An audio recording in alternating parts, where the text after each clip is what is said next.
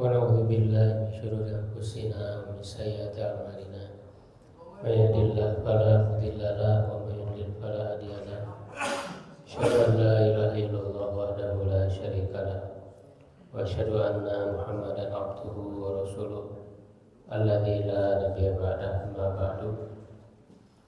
Alhamdulillah para jemaah, para bapak, ibu dan santri rahimakumullah, kita bersyukur pada Allah Subhanahu wa taala di malam hari ini kembali dipertemukan untuk melanjutkan kajian kitab Ushul Salasah, ya, Syarah Ushul Salasah.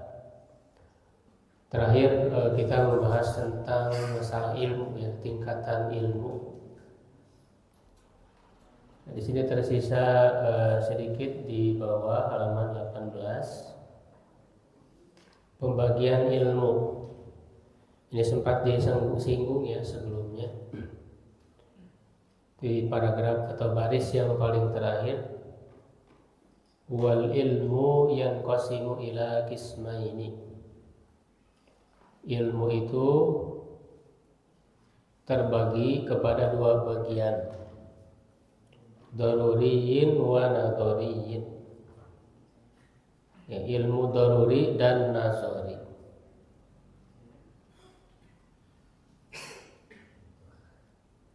Ya, apa itu ilmu daruri? Fad-daruriyu ma yakunu idrakul ma'lumi fihi daruriyan. Daruri adalah yang mengetahui pengetahuannya, ya, secara daruri itu bisa diartikan otomatis.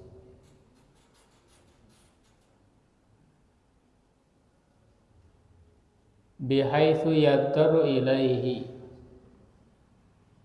ya, di mana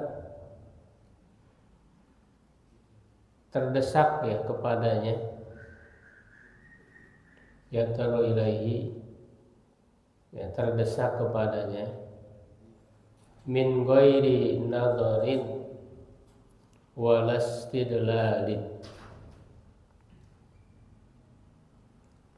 tanpa perlu pengamatan dan pendalilan. Kal ilmi bi annan naro haratun masalan, seperti mengetahui bahwa api itu panas misalnya.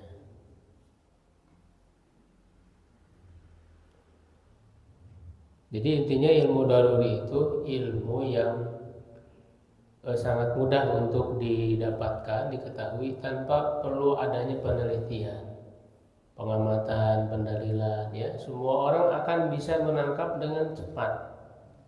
Itu namanya ilmu daruri. Seperti misalnya api itu panas, ya, semua orang akan bisa memahami itu, mengetahui itu, ya, tanpa harus diteliti dulu, ya, karena itu sudah bisa langsung dirasakan, ya. Jadi bisa dijangkau langsung oleh panca indera, ya, baik itu oleh peraba, ya, atau oleh mata kita bisa dilihat, bisa didengar, ya. Jadi itu namanya ilmu daruri, tidak perlu kepada pengamatan, penelitian, ya, pendalilan. Begitu itu daruri. Makanya nanti dibagi, ya, yang daruri itu ada yang tadi yang bisa dilihat oleh mata, ya, mubsharat, ya, yang bisa dilihat oleh mata. Misalnya mengetahui bahwa ini adalah air, ya, gelas air, ini bisa dilihat, ya, semua orang pasti akan mengetahuinya, mempercayai, ya. Atau yang didengar, masmu'at, ya, yang didengar. Misalnya ketika ada azan, ya orang mengetahui bahwa itu adalah azan, ya yang didengar. Ada lagi yang disebutnya itu awaliyat, ya, suatu yang langsung ditangkap ya oleh pikiran kita, ya seperti tadi bahwa api itu panas, ya, atau misalnya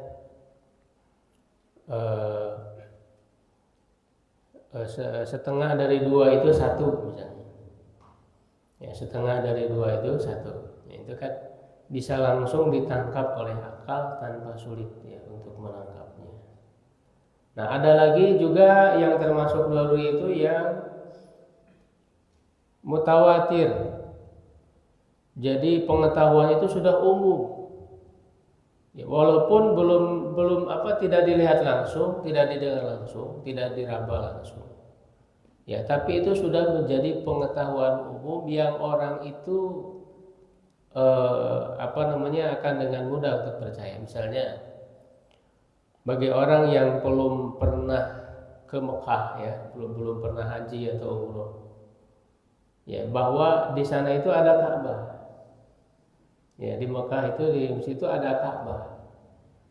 Ya, kita tahunya dari mana? Dari pembicaraan orang. Ya kan? Dari pembicaraan orang, ya kalau lihat gambar kan sama dengan tidak lihat langsung sebetulnya. Itu kan disampaikan lagi kan melalui kamera. Ya, disampaikan lagi melalui kamera. Karena belum pasti benar juga kan. Ya, kalau melalui kamera bisa saja diedit gitu. Ya, nah ini disebutnya pengetahuan daruri ya, yang kategorinya mutawatir. Jadi mutawatir itu diketahui oleh banyak orang yang sudah maklum gitu. Ya, orang percaya walaupun tidak melihat langsung. Karena semua orang membicarakannya. Ya, semua orang membicarakannya. Nah makanya ada dalam hadis juga disebut mutawatir. Hadis-hadis yang mutawatir karena diriwayatkan oleh banyak orang yang tidak mungkin orang itu berdusta. Ya, tidak mungkin orang-orang itu bersekongkol untuk dusta gitu. Karena banyak, gimana cara bersekongkolnya? Ya, karena orang itu berbeda-beda, ya, berbeda kepentingan dan sebagainya. Ya, bisa menyampaikan sesuatu yang sama gitu. Ya, begitu juga tadi ya, adanya Ka'bah di Mekah. Itu sudah mutawatir walaupun kita belum lihat langsung. Nah, kalau nanti kita sudah lihat langsung, nah baru itu berpindah ya dari pengetahuan yang sifatnya mutawatir kepada yang dilihat langsung. Ya, mubsharat, yang dilihat langsung. Ya. Nah, ini adalah hal-hal yang doru ini sangat kuat ilmunya itu. Tidak bisa lagi dibantah. Sangat kuat. Makanya Al-Quran, kenapa kita yakin? Karena dia diriwayatkan secara mutawatir. Quran itu semuanya mutawatir. Diriwayatkan oleh banyak orang. Ya, dari zaman ke zaman, dari sejak sahabat ya yang menerima langsung dari Nabi, kemudian tabi'in sampai kita sekarang. Ya, Quran itu diriwayatkan secara mutawatir, yang tidak mungkin ada dusta di situ, terjaga. Ya, nah ini yang disebut daruri. Ya, begitu juga ilmu daruri ini dalam Islam, dalam agama Islam ada ilmu-ilmu yang disebutnya itu maklum minadin bid-darurah. Ya, yang diketahui dari agama Islam ini secara daruri tadi, tidak perlu lagi butuh kepada penelitian, pembelajaran. Semua orang sudah tahu. Ya, apa itu? Ya, misalnya wajibnya sholat 5 waktu. Ya, rukun Islam misalnya. Ya, wajibnya sholat 5 waktu. Wajibnya haji. Ya, haramnya homer, misalnya haramnya babi. Itu adalah perkara yang sudah daruri, pengetahuan dari ajaran Islam. tidak perlu lagi kepada pembelajaran. Orang udah tahu, bahkan non muslim saja tahu. Ya kan, bahwa orang Islam itu wajib sholat 5 waktu. Ya, nah makanya kalau ada orang-orang yang mengingkari hal-hal yang daruri dari ajaran Islam ini, ya sudah dipastikan dia kafir. Menolak misalnya kewajiban sholat 5 waktu, itu sudah daruri. Tidak pernah ada perbedaan pendapat dari zaman dulu. Dan dia juga disebut qat'i, pengetahuannya qat'i gitu, dari Quran, dan sudah qat'i, sudah tegas. Nggak ada para ulama berbeda pendapat, misalnya apakah sholat 5 waktu wajib atau tidak, nggak ada. Tidak ada para ulama berbeda pendapat apakah haji wajib atau tidak ada. Semuanya sepakat, ini qat'i, ini ijma. Ya, nah jadi ajaran Islam itu ada hal-hal yang qat'i, yang sudah tegas. Ya, maka ini yang membedakan dengan penyimpangan-penyimpangan. Kita bisa mengukurnya. Kalau ada orang yang meragukan wajibnya sholat 5 waktu, nah ini, ya dia bertentangan dengan hal yang tegas di dalam agama. Nah, beda dengan hal-hal yang tidak daruri, butuh yang kedua nanti nazari, butuh pengamatan, penelaahan, ya dalil-dalilnya, sehingga muncul terjadinya perbedaan pendapat. Ya, itu misalnya apa contohnya? Ya, jadi dalam rincian-rinciannya, ya dalam rincian sholat, rincian zakat, rincian saum, ya. Jadi dalam semua syariat rincian-rinciannya itu kita temukan banyak perbedaan pendapat. Ya kan? Gitu misalnya nanti di sini dicontohkan ya, ada niat gitu ya. Kemudian berisyarat ya dengan telunjuk, ya kapan diisyaratkannya itu, misalnya diangkatnya apakah digerakkan atau tidak, ya dan sebagainya. Itu disebutnya perkara-perkara yang zonni. Nah, kalau perkara yang zonni ini masih ditolerir perbedaannya, ya tidak bisa gara-gara berbeda dalam masalah zonni, ya yang di situ juga banyak para ulamanya, mereka juga punya argumentasinya, ya lalu dikeluarkan dari Islam, itu tidak. Mereka tetap muslim walaupun berbeda pendapat, ya walaupun berbeda pendapat. Nah ini tidak qat'i, ya tidak qat'i. Makanya disitulah para ulama juga berbeda pendapat. Nah jadi yang kedua, wan nadhari ma yahtaju ila nadharin wastidlalin. Nazari itu yang membutuhkan kepada pengamatan dan pendalilan. Kal ilmi bi wujubin niyati fil wudu'i. Seperti mengetahui wajibnya niat dalam wudu. Jadi niat pada saat wudu itu apakah wajib atau tidak, itu kan tidak qat'i, ya tapi butuh kepada penelitian terhadap dalilnya, baru nanti sampai kepada kesimpulan. Makanya para ulama berbeda pendapat masalah niat ini. Nah, memang mayoritas ulama itu mewajibkan, ya kalau yang paling umum, paling terkenal kan dalam masalah fikih ada 4 mazhab, ya. Ada mazhab Maliki, ya, Hanafi, Syafi'i dan Hanbali. Nah, mayoritas ulama, ya itu Maliki, Syafi'i dan Hanbali itu mewajibkan niat dalam wudu. Ya, wajibnya niat dalam, berdasarkan dalil apa? Innamal a'malu binniyat. Sungguhnya amal itu tergantung niat. Nah, wudu termasuk amal. Ya, kemudian juga di ayat wudu Al-Maidah ayat 6, ya ayyuhalladzina amanu idza kuntum ilas shalat faghsilu wujuhakum. Ya, di situ ada kata-kata idza kuntum ilas shalat. Ya, idza kuntum itu maknanya idza aradtumul qiyam. Apabila kalian hendak berdiri, bukan telah berdiri, ya karena kan sholatnya juga belum. Nah, di situ nanti pentingnya bahasa Arab, pentingnya memahami tafsir ya. Jadi kalau secara asal kan kuntum itu kalian telah berdiri. Ya, maksudnya bukan telah berdiri sholat, ya, tapi hendak berdiri itu sudah. Aradtumul, makanya ditafsirkan oleh para ulama dalam tafsirnya, idza aradtumul qiyama ila sholat. Apabila kalian hendak berdiri untuk sholat. Nah, hendak berdiri untuk sholat itulah niat. Di situ. Sehingga menjadi kewajiban. Nah, berbeda dengan mazhab Hanafi. Kalau mazhab Hanafi ya tidak mewajibkan niat. Jadi sudah otomatis saja. Yaitu karena kan dianggap wudu itu adalah perantara untuk sholat. Ya, kalau orang wudu sudah pasti tujuannya untuk sholat, jadi tidak perlu lagi niat. Itu menurut mazhab Hanafi. Ini ada perbedaan pendapat. Nah, ini namanya nazari. Ilmu yang nazari butuh kepada pengamatan. Begitu.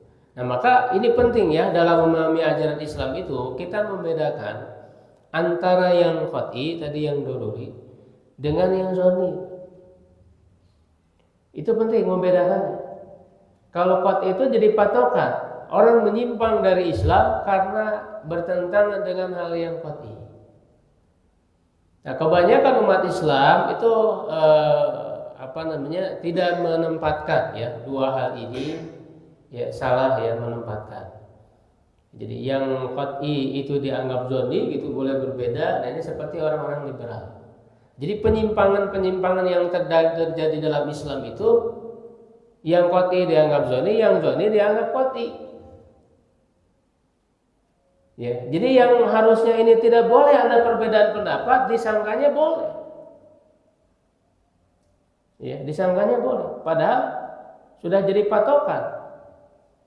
Ya, dan kita bisa lihat berbagai aliran sesat, aliran menyimpang dalam Islam itu pasti menyalahi yang qat'i. Seperti Syiah misalnya, itu kan rukun imannya udah beda. Bukan 6 ya, rukun Islamnya bukan 5, tapi ada yang lain, antaranya imamah, meyakini adanya imam yang maksum, yang suci. Sedangkan bagi Islam, bagi umat Islam yang Ahlus Sunnah, yaitu yang maksum hanya Rasul, para nabi. Itu bertentangan dengan yang qat'i. Karena 6 rukun iman itu qat'i, jelas pernyataan Rasulnya dalam hadis. Begitu juga rukun Islam. Ya kan?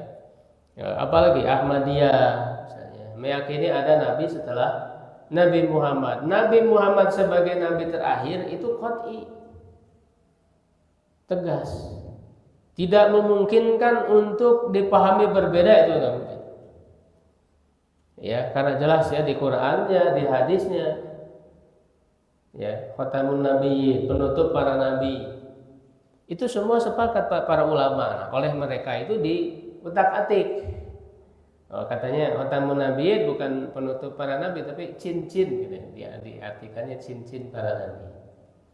Ya, dan dalam hadis banyak sekali la nabiyya ba'di, tidak ada nabi setelahku.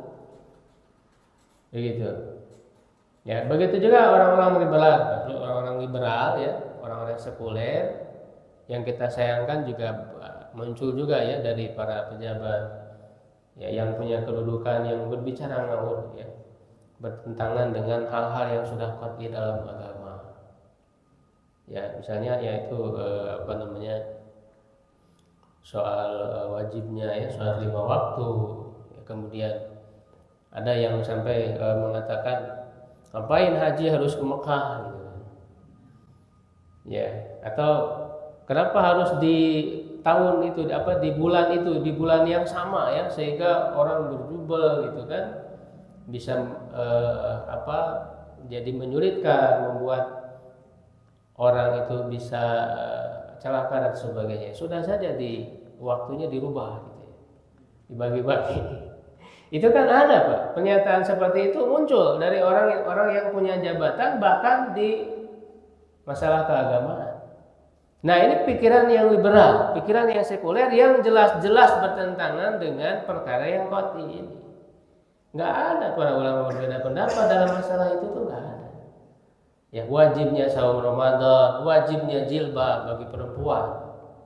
Nggak ada ulama mengatakan jilbab tidak wajib. Ya, kita sayangkan dari tokoh di Indonesia bahkan ada yang mengatakan jilbab itu cuman pakaian terhormat saja. Gitu. Padahal nggak ada, Pak. Para ulama berbeda pendapat, jilbab itu menutup seluruh tubuh kecuali wajah dan telapak tangan. Ya, mereka hanya berbeda pendapat apakah wajah itu juga aurat ataukah tidak. Ya, nggak ada yang membolehkan nggak boleh tidak pakai kerudung tuh nggak ada. Ulama nggak ada. Ya. Nah, jadi itu satu ya sebab penyimpangan ke satu itu yang qat'i dianggap zonni, boleh berbeda pendapat padahal tidak boleh berbeda pendapat. Maka disinilah kita akan tahu mana saja kelompok-kelompok yang menyimpang, Syiah, Ahmadiyah, ya, liberal dan sebagainya. Termasuk juga apalagi ya,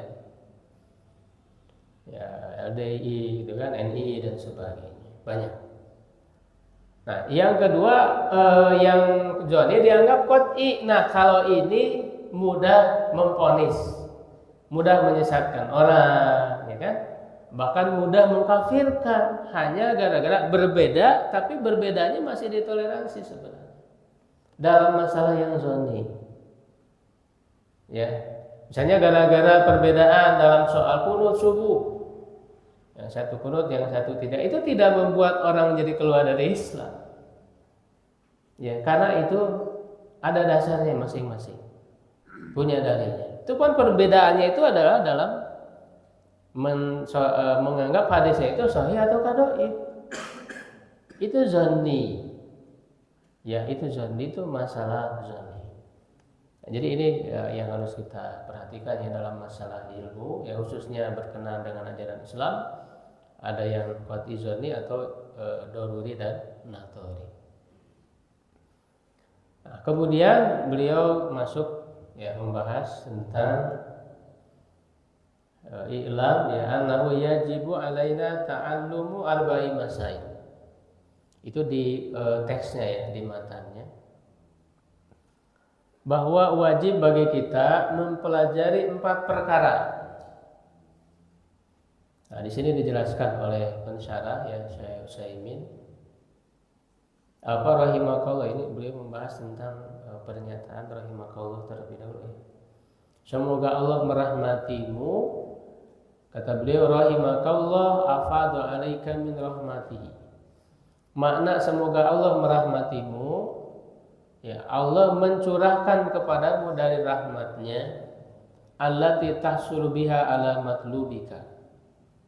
Ya, yang kamu mendapatkannya ya, atas apa yang kamu minta. Wa tanzu min mahdurika, ya, dan engkau selamat dari sesuatu yang dilarang ya kepadamu. Fal maknanya ghafarallahu laka ma madha min dzunubika.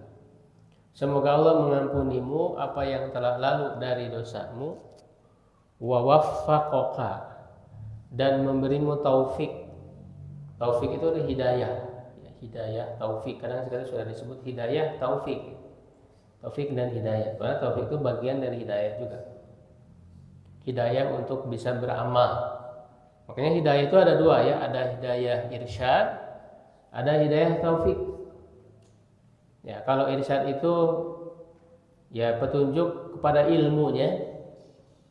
Ya, kalau taufik itu petunjuk untuk mengamalkannya. Ya.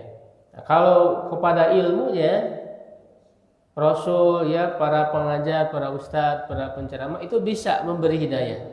Hidayah irsyad, memberi ilmu gitu ya.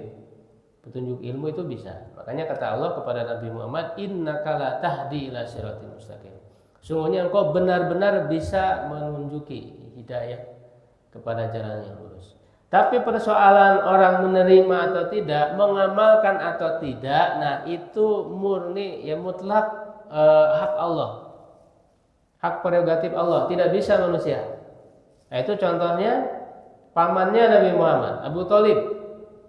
Ya, apa kata Allah? Innaka la tahdi man ahbabta walakinallaha yahdi man yasha. Sungguhnya engkau tidak bisa memberi hidayah kepada orang yang kau cintai, tapi Allah lah yang memberi hidayah pada yang Dia kehendaki. Nah, maksudnya hidayah apa? Hidayah taufik. Hidayah taufik. Nah, makanya di surah Al-Fatihah itu kita memohon hidayah itu dua-duanya. Ya, dua-duanya. Karena orang yang hanya tahu ilmunya tapi tidak mengamalkan, itulah maghdub alaihim. Maghdub alaihim itu tahu ilmunya seperti orang Yahudi tapi tidak mengamalkan. Nah, ada orang yang rajin beramal tapi tanpa ilmu. Nah, ini disebut dhalin, orang-orang dhalin. Jadi orang, perbedaan maghdub alaihim dan dhalin itu. Makanya seperti orang Nasrani. Mereka rajin ibadah tapi tanpa ilmu. Maka hidayah itu kita tahu ilmunya dan mengamalkan. Nah, itu taufik ya. Wa asamaka, dan memeliharamu fima yastakbilu minha, ya, pada apa yang akan datang darinya, dari dosa itu. Nah, jadi makna Allah memberi rahmat itu yang sudah lalu dosanya diampuni, dan yang akan datang dijaga oleh Allah dari terjatuh kepada dosa. Hadza idza afradta rahmata. Ini apabila kamu menyebutkan rahmat secara tersendiri. Di rahmat saja gitu ya. Amma idza qaranta bil maghfirah.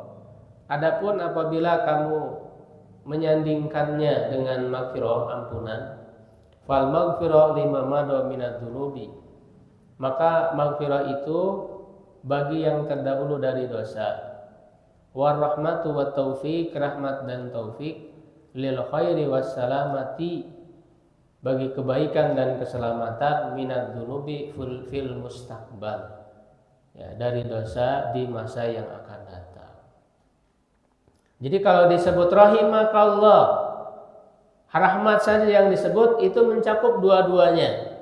Ya, rahmat, memberi rahmat artinya mengampuni dosa yang telah lalu dan menjaga, ya, dari yang akan datang. Tapi kalau disebut dua-duanya, ya, rahimakallah wa ghafarolaka misalnya, semoga Allah merahmatimu dan memberimu ampunan. Nah, berarti kalau ampunan itu untuk yang telah lalu, sedangkan yang rahmat itu untuk yang akan datang. Wasani'ul muallifi, dan yang dilakukan oleh penulis, ya, Ibnu Abdul Wahab rahimahullah ta'ala, yadullu, menunjukkan, ala inayatihi, atas perhatiannya, wa syafaqatihi, dan kasih sayangnya, bil mukhatabi, kepada lawan bicara atau penerima pesan, wa qasadal khaira lahu, dan memaksudkan kebaikan baginya. Ya, jadi ini kan sebetulnya risalah ini kan isinya nasihat, ya, nasihat dari Syekh Muhammad bin Abdul Wahab kepada siapapun yang membaca risalah ini. Nah, ketika nasihat itu disampaikan, di situ ada doa. I'lam rahimakallah. Ketahuilah, ya, wahai engkau yang semoga Allah merahmatimu, gitu. Jadi dikasih doa dulu di awal itu. Ini sebagai bentuk apa? Bahwa ketika kita menyampaikan pesan dakwah, ya, tujuannya adalah karena kita peduli kepada orang itu sebagai bagian dari kasih sayang. Ya, makanya Islam agama rahmat ini, ya, adalah diantaranya dengan cara dakwah. Jadi dakwah kita itu bentuk rahmat. Nah, oleh karena itu dakwah itu harus penuh kasih sayang, ya, lemah lembut, tidak keras, ya. Itu sebagaimana yang dicontohkan oleh Nabi. Begitu. Nah, baru kemudian beliau masuk ke yang tadi ya, ada 4 kewajiban. Hadhil masailul lati dzakaraha al-muallifu. Permasalahan-permasalahan yang disebutkan oleh penulis ini tashmalud dina kullahu, mencakup agama seluruhnya. Fahiya jadiratun bil inayati, dia layak untuk diperhatikan li'idhomi naf'iha, ya, karena besarnya manfaatnya. Jadi seluruh agama itu intinya 4. 4 itu maksudnya apa? Ya, ilmu, amal, dakwah dan sabar. Ya, ilmu, ya, amal, dakwah dan sabar. Nah, 4-4-nya dalilnya berdasarkan surat Al-Asr. Ya, innal insana lafi khusr illa alladziina aamanu wa 'amilus. Amanu itu beriman itu kan didahului dengan ilmu dulu. Fa'lam annahu la ilaha. Jadi ilmu itu yang paling pertama. Setelah ilmu baru wa 'amilus sholihat, amal. Setelah amal wa tawasau bil haqqi, dakwah. Ya, lalu yang keempatnya sabar wa tawasau bis sabri. Nah, itu inti ya, 4 hal yang perlu kita lakukan. Sampai di situ barangkali kalau ada yang ditanyakan, silakan.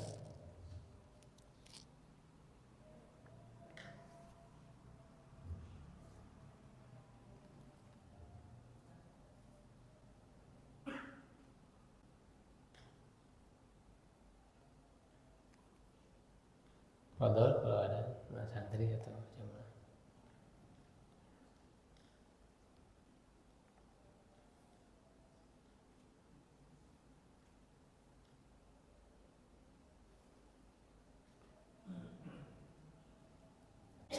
Ya, kalau tidak ada mungkin ditambah sedikit. Jadi 4 hal yang disebutkan oleh Syekh Muhammad bin Abdul Wahab ini bukan beliau yang pertama kali menyebutkan, ya, tetapi disebutkan oleh ulama ya sebelumnya. Itu Syekh Ibnul Qayyim al-Jauziyah. Ya, ini sering ya oleh Ibnul Qayyim al-Jauziyah itu sering disebut 4 hal ini, kewajiban 4 hal ya yang dipahami dari surat Al-Asr itu. Ya, dan memang Syekh Muhammad Ibnu Abdul Wahab kalau kita membaca karya-karya kitab-kitabnya itu ya banyak merujuk kepada 2 ulama besar ya, khususnya itu Syekh Ibnu Taimiyah, Syekhul Islam Ibnu Taimiyah, dan Syekh Muhammad bin Ibnul Qayyim. Ya, Ibnul Qayyim al-Jauziyah. Ibnul Qayyim itu murid dari Ibnu Taimiyah. Dan kitab-kitab beliau itu sangat banyak ya, sangat bagus ya, sangat luas ya karya-karyanya. Ya, jadi kalau kita membaca ya karya-karya Syekh Muhammad bin Abdul Wahab, yaitu banyaknya merangkum apa yang disebutkan oleh para ulama sebelumnya. Gitu ya. Nanti bisa dibaca-baca juga ya karya-karya Ibnu Qayyim misalnya ya, baik dalam masalah akidah termasuk dalam masalah akhlak, itu banyak sekali karya beliau. Ya, dalam masalah akhlak itu untuk pensucian jiwa. Ya, yang betul-betul didasarkan dengan menggali dari Al-Qur'an dan Sunnah. Ya, secara kuat gitu ya. Baik, kita cukupkan ya, untuk kajian pada kesempatan kali ini, mudah-mudahan bermanfaat. Qul qouli hadza astaghfirullah li wa lakum. Assalamualaikum warahmatullahi wabarakatuh.